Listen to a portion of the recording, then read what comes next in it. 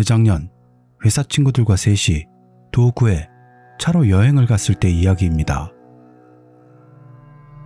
회사는 소프트웨어 회사로 어떤 시스템을 완성한 축하로 갔던 여행이었습니다.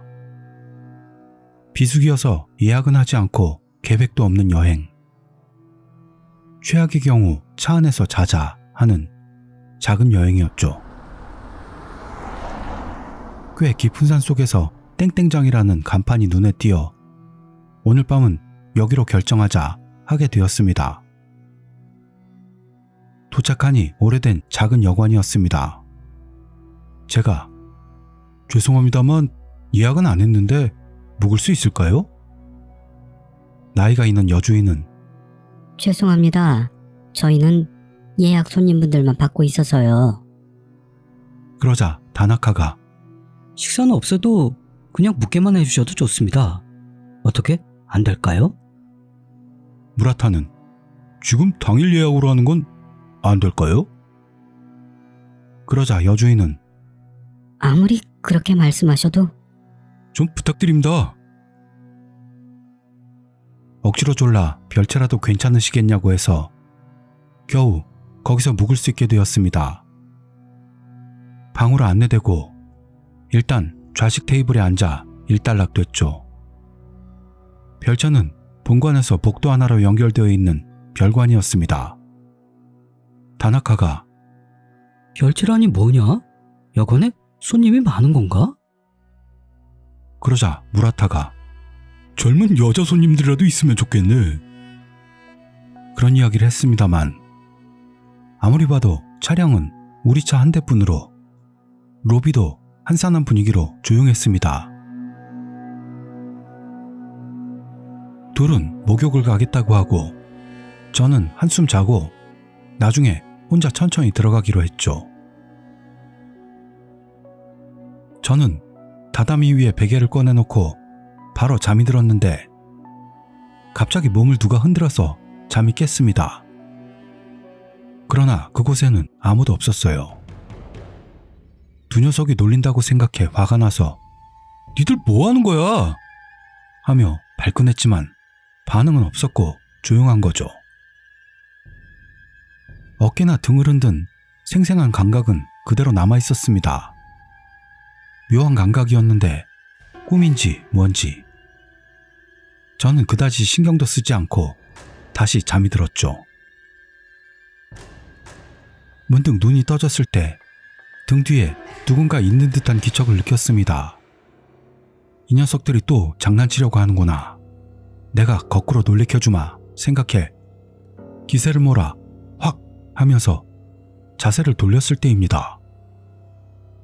제 눈에 들어온 건 얼굴이 피투성이가 된 여자가 양손을 허우적거리고 있는 것 같은 모습이었습니다. 오!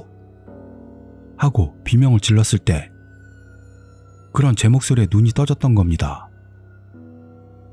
돌아봐도 아무도 없습니다. 순간 뭐가 뭔지 모른 채 심장이 벌렁대면서도 냉정을 찾으려고 상체를 일으켜서 숨을 골았습니다. 그리고 잠시 뒤 두 명의 친구가 돌아왔는데 둘 다 표정이 굳은 채로 심각한 거죠. 다나카가 여기 위험한지도 모르겠어. 취소하고 여길 뜨자. 라고 말하고 무라타도 아무 말 없이 끄덕입니다. 물어보니 둘이 목욕탕에 들어갔을 때 남자 한 명이 탕 안에 몸을 담그고 있었다고 합니다. 김 때문에 잘 보이지는 않았는데 이 녀석들은 실례하겠습니다 하고 인사를 건네며 탕에다 몸을 담그고 잡담을 나누면서 여행의 묘미를 만끽하고 있었습니다. 꽤 오래 탕에 있었다고 하는데 그 남자는 고개를 숙이고 꼼짝도 하지 않았다고 하네요. 듣는 중간에 저는 좀 전의 일도 있고 공포스러운 분위기가 돼서 하지만 발가벗은 귀신은 들어본 적도 없어 하며 얼버무리려고 했지만 두 녀석은 웃지를 않습니다.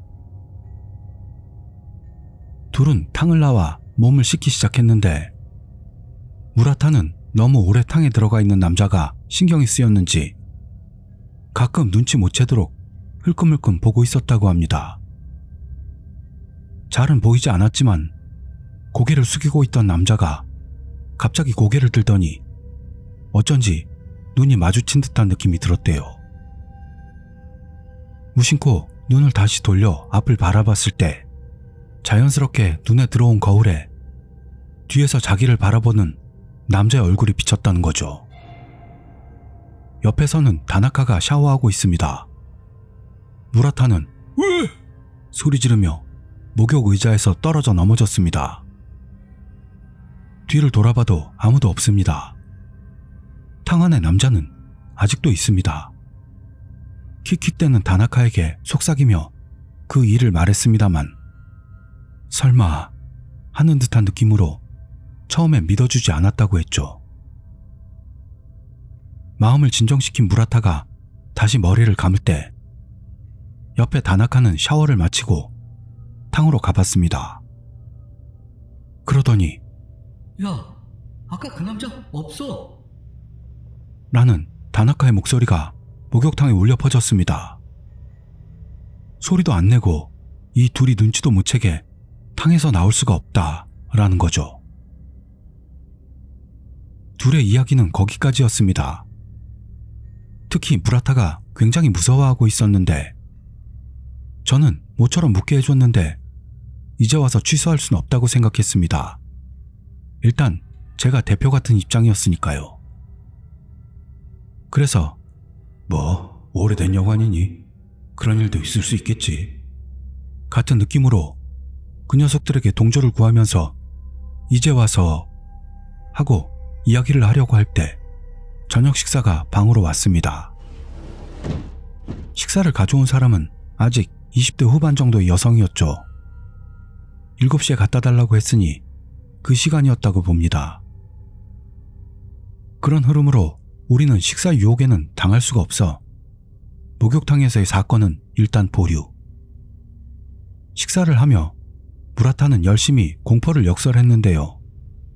이야기하는 동안 안정이 됐는지 결국 즐겁게 저녁 식사를 했습니다. 저는 내심 아까의 제가 더 무서웠을 거라고 생각했지만 그걸 말했다간 다시 원래로 돌아갈 것 같아 잠자코 먹었습니다. 저녁은 지역의 나물이나 민물고기가 주류로 엄청나게 맛있었습니다. 저는 어떡할까 망설였습니다만 땀범벅이라 목욕탕에 가기로 결정했죠. 지금 생각하면 멍청한 놈이라고 생각되지만 저는 믿지 않는 사람이었으니까요. 탈의실에 옷으로 미루어 아무도 없다는 걸 알았습니다. 전세구만 생각했는데 문을 열 때는 솔직히 조금 쫄았습니다. 그래도 아무도 없었습니다. 당연한 일이지 라며 저는 거리낌 없이 큰 소리로 탕으로 들어갔고 전세는 목욕탕을 만끽하고 있었습니다. 양다리를 쭉 뻗고 머리에는 타올, 눈을 감은 방심 상태였을 때입니다. 갑자기 누군가가 제 발목을 움켜잡았던 겁니다. 미끈덩한 굉장히 싫은 감촉이었습니다. 끌려갔는지 아닌지는 잘 모르겠습니다만 저는 패닉에 빠져 두 발로 있는 힘껏 걷어찼습니다. 첨벙첨벙 날뛰면서 일단 탕을 나와 위에서 내려다봤는데 그곳에는 아무도 없었어요. 믿어주실지는 모르겠지만 이런 공포를 겪는다면 비명을 지르면서 발가벗은 채로 목욕탕을 뛰쳐나갈 것 같겠지만요. 쪽팔린 게 먼저인지 저는 일단 간단히 샤워를 한 후 다시 탕으로는 들어가지 않고 목욕탕을 나왔죠. 거울은 되도록 안 보게끔 하며 씻었는데 울고 싶은 심정이었습니다. 방으로 돌아가자 이불이 잘 깔려 있었고 둘은 평소처럼 편안히 쉬고 있는 것 같았는데요. 돌아온 저를 보고 무슨 일 없었는지 물어왔습니다. 저는 처음에 일어났던 일과 지금 목욕탕에서 일어났던 일을 둘에게 이야기했습니다. 직업상인 것도 있는데 우리는 지금까지의 사건을 정리했죠. 시스템 엔지니어는 논리적으로 사건을 정리해 생각하는 그런 버릇 같은 게 항상 붙어 다니거든요. 1. 처음에 제 몸을 흔들었던 놈. 꿈일 가능성이 있음. 2. 피투성이의 얼굴로 양손을 허우적대던 여자. 꿈일 가능성이 있음. 3. 탕에 몸을 담그고 있던 남자. 두 녀석이 같이 봤음. 4. 거울에 비친 남자. 무라타가 목격. 5. 제 발을 잡았던 손. 남탕이니까 남자? 적어도 여럿의 귀신 같은 것들이 연달아 출몰한 게 됩니다. 누군가에게 원망을 살 만한 일은 없는지, 여행 도중에 이상한 일은 없었는지 등등.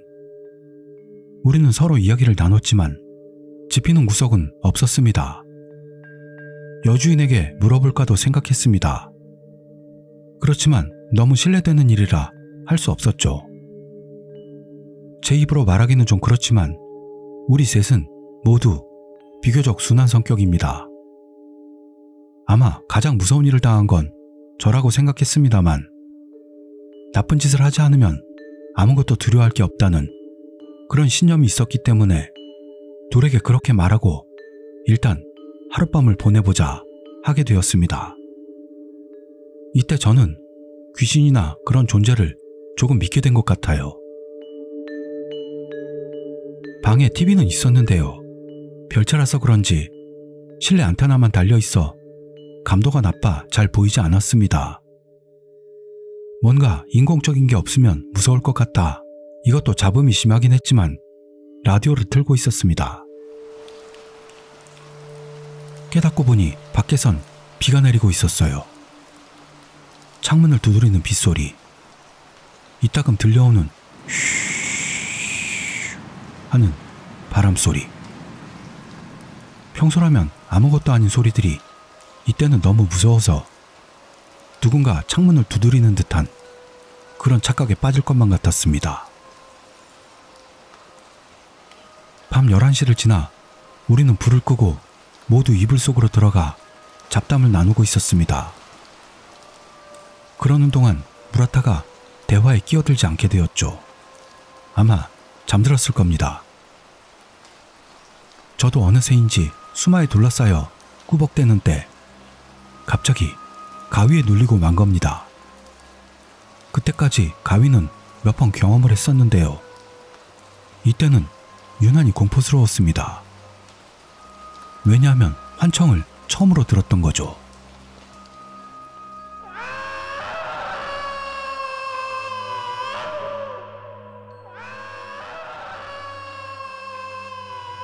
몸이 움직이지 않고 숨도 쉴 수 없는 상태로 무서운 여자의 목소리만이 반복되고 있었습니다. 잘 표현은 못하겠는데 꺄악 하는 비명이 아니고 몸이 찢길 때 날 것 같은 비명이었어요. 가위는 이상한 게 그때는 꿈이 아니라고 생각하고 있었는데 문득 눈이 떠진 겁니다. 심장은 두근두근하는 상태로 일단 일어나야지 하면 다시 가위에 눌리던 과거의 경험이 있었기 때문에 열심히 상체를 일으키려고 했습니다. 숨을 헐떡이고 있었던 것 같은데 다나카가 그 이변을 깨달아서 불을 켜고 저를 깨워주었습니다. 저는 아직 가위 눌림으로 인한 환청인지 귀신인지 단정 지을 수 없다고 생각해 필요 이상으로 친구에게 겁을 줄 생각은 없었습니다. 그 후에도 라디오에서 이상한 목소리가 들리거나 여러 가지 일들이 있어서 결국 잠든 건 새벽 2시가 넘었는데요. 그 언저리의 경험은 생략하도록 하겠습니다. 다음은 다음날 신뢰되지 않는 한도 내에서 여주인에게서 들었던 이야기입니다.